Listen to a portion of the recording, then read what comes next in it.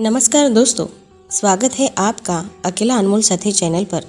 दोस्तों, हम अक्सर थोड़े से प्रयास करने के बाद उम्मीद करना छोड़ देते हैं, लेकिन कुछ कार्य ही ऐसे होते हैं जो हमसे बहुत बड़ी कीमत मांगते हैं। इसीलिए हमें किसी कार्य को ये सोचकर नहीं छोड़ देना चाहिए कि यह तो बड़ा कठिन है। आज की कहानी भी एक मूर्तिकार के अथक प्रयास की कहानी है जो अकेला लड़ा और कामयाब भी हो गया। एक बार की बात है, एक राजा अपने मंत्री और कुछ सैनिकों के साथ भ्रमण के लिए अपने घोड़े पर सवार होकर जा रहे थे।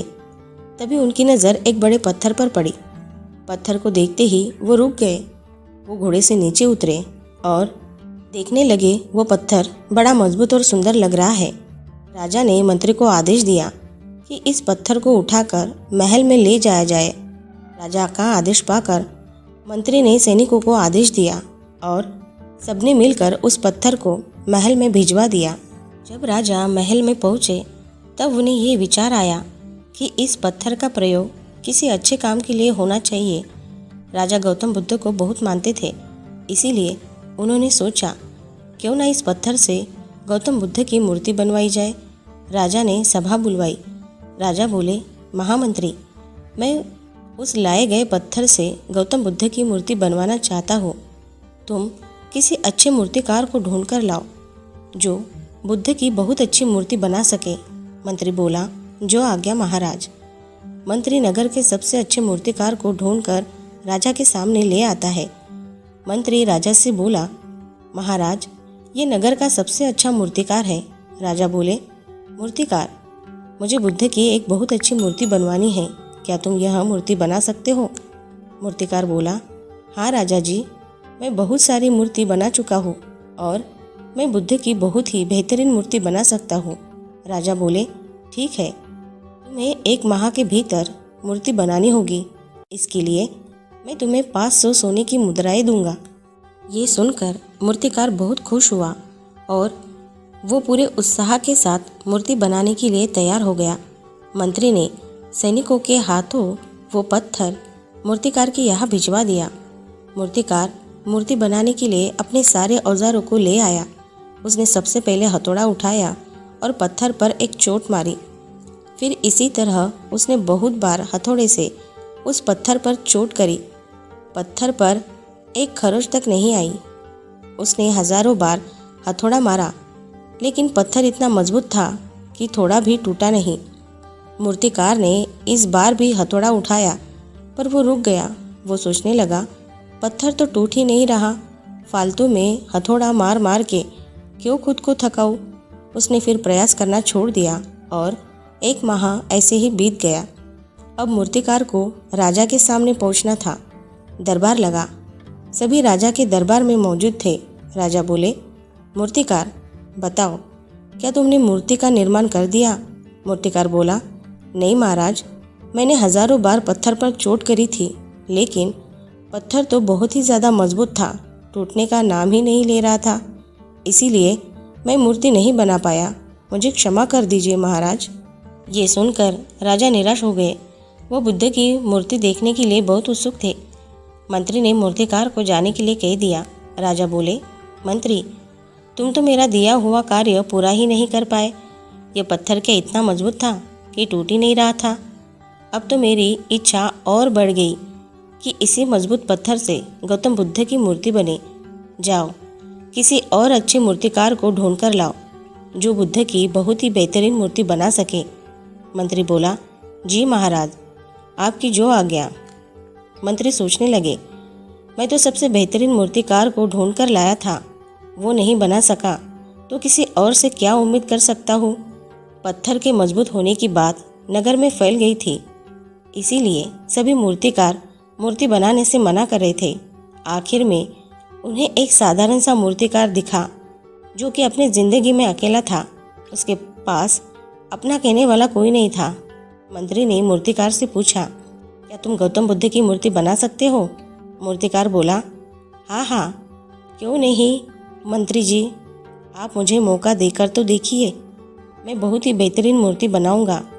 मंत्री बोला, नगर में ये बात चारों तरफ फैली हुई है, तुम्हें पता है ना कि वो पत्थर इतना मजबूत है कि कोई भी मूर्तिकार मूर्ति बनाने को तैयार नहीं हो रहा है। मूर्तिकार बोला, हाँ मुझे पता है, और मुझे ये भी पता है जो मूर्ति बनाएगा उसे 500 सोने की मुद्राएं मिलेगी। मंत्री के पास कोई चारा नहीं था, इसीलिए उसने ये कार्य उस साधारण मूर्तिकार को दे दिया। मंत्री ने उस मूर्तिकार के यहाँ पत्थर भिजवा दिया। उस मूर्तिकार ने कार्य करना शुरू किया। उसने पत्थर पर चोट करी, लेकिन पत्थर का कुछ नहीं हुआ। लेकिन वो रुका नहीं। वो तब तक चोट करता रहा जब तक कि पत्थर ना टूट जाए। वो पत्थर इतना मजबूत था कि उसे पत्थर पर डबल मेहनत करनी पड़ती थी, लेकिन वो रुका नहीं। उसने बहुत मेहनत करी और आखिरकार वो मूर्ति बनाने में कामयाब हो गया। एक माह के बाद सेनापति मूर्तिकार के पास पहुँचे। मूर्तिकार ने मूर्ति तैयार कर दी थी। दोनों महाराज के दरबार में पहुँचे। मंत्री राजा से बोला, महाराज, एक मूर्तिकार ने गौतम बुद्ध की मूर्ति तैयार कर दी है। राजा बोले, मैं कब से यही प्रतीक्षा कर रहा था कि गौतम बुद्ध की मूर्ति तैयार हो जाए, मूर्ति दिखाई जाए। मंत्री ने सेनापतियों को आदेश दिया। उन्होंने राजा के सामने आकर मूर्ति रख दी। राजा देखकर बहुत खुश हुए। वो मूर्ति की तारीफ करते नहीं थक रहे थे। उन्होंने मूर्तिकार की तरफ देखा। राजा बोले, अरे वाह, तुमने तो बहुत ही शानदार मूर्ति का निर्माण किया है, पर पहले मैं ये जानना चाहता हूँ कि पहले वाले मूर्तिकार ने इस पर बार बार प्रहार किया था, लेकिन फिर भी पत्थर पर खरोच तक नहीं आई थी। फिर तुमने कैसे इस पत्थर से मूर्ति बना दी? मूर्तिकार बोला, महाराज, प्रयास के द्वारा कोई कोई पत्थर ऐसा होता है जिस पर हजारों प्रयासों से भी कुछ नहीं होता, लेकिन ज़रूरी होता है कभी ना रुकना। यदि मैं हजारों प्रयासों के बाद रुक जाता तो मैं भी ये मूर्ति बना नहीं पाता। इसीलिए मैंने पत्थर पर तब तक चोट करी जब तक पत्थर ना टूट जाए, और ऐसा बार बार लगातार करने से मैं इस मूर्ति को बनाने में कामयाब हो गया। मूर्तिकार की ये बात सुनकर राजा, मंत्री और सभा में बैठे सभी लोग मूर्तिकार की प्रशंसा की।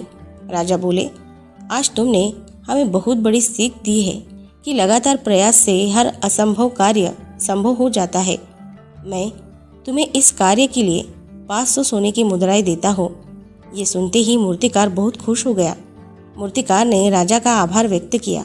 दोस्तों, इस कहानी से हमें ये शिक्षा मिलती है कि हमें अपने सपनों को बिना प्रयास किए कभी नहीं छोड़ना चाहिए। हर कीमती चीज़ हमें बार बार कोशिश करने से ही मिलती है। इसीलिए अपने जीवन में आगे बढ़ने के लिए हर वो कोशिश करो जो कि आपको जीवन में आगे बढ़ाए। दोस्तों, अकेले व्यक्ति को कमज़ोर समझा जाता है, जबकि वास्तविक जीवन में वही व्यक्ति सफल होता है जो अकेला चलने में विश्वास रखता है।